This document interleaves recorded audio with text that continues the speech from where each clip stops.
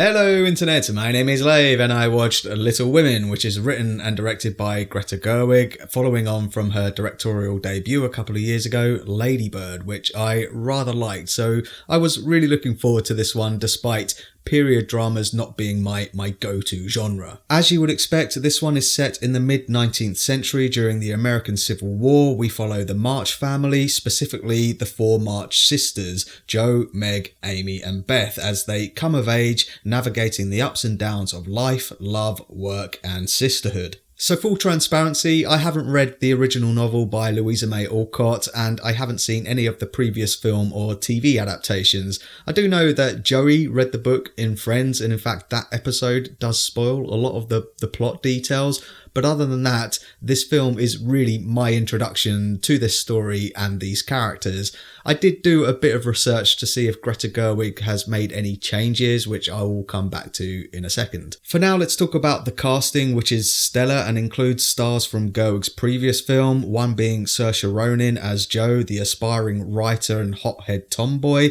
and Timothée Chalamet as Theodore Lawrence, or Laurie, the boy who lives next door from a wealthy family who's got the hots for her. I've been saying this for a while now about both actors. They are terrific and their star just keeps on rising. I think they're both amazing in this film, but Timothée Chalamet in particular, there's a scene where they have like the Oscar clip moment when he says a particular line of dialogue to her and I was like, yeah, I really feel for you, man.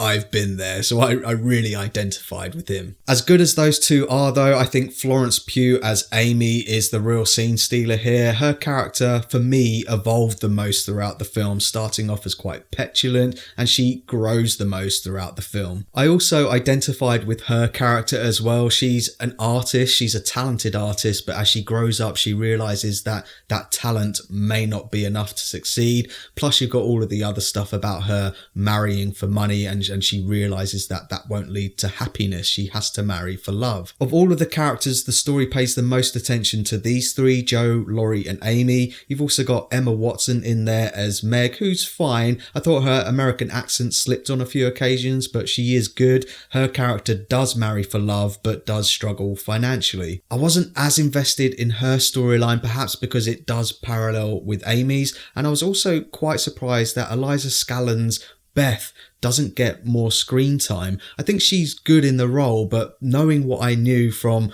that Friends episode, I thought more time would have been given to her character.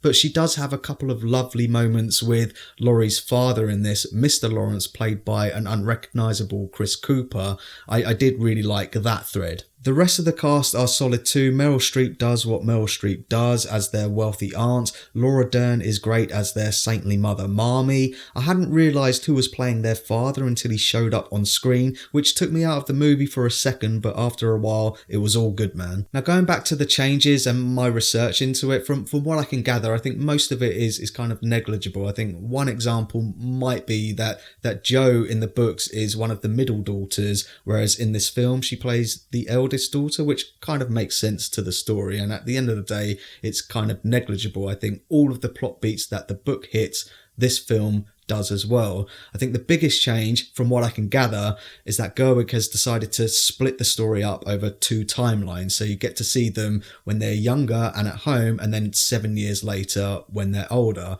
which I think comes with advantages and disadvantages. One of the disadvantages is that the girls don't really appear to age in that 7-year timeline, but overall I think it's mostly positive. It kept me on my toes as it kept going back and forth between time. I think if it had been told in a linear way, I would have found it quite stuffy and a bit boring. I personally didn't find the time jumps too confusing, as each timeline has its own distinct colour palette, with their younger years glowing with warmer golds and yellows, whilst their later life has a muted, cooler blue tone to it.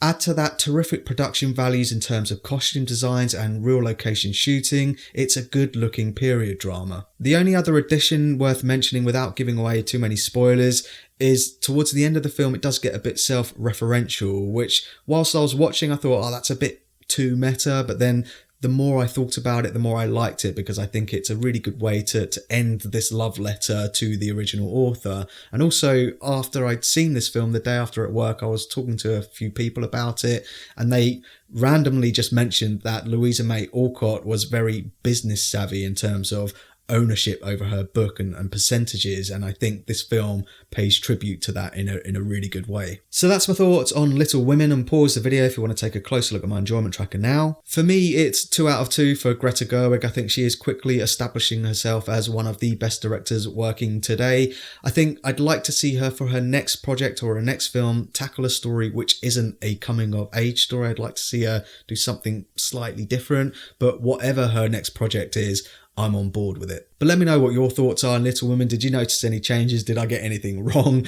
Let me know down in the comments. And as always, thanks very much for checking out this review. I really do appreciate it. If you can, give it a like, and don't forget to share the lave.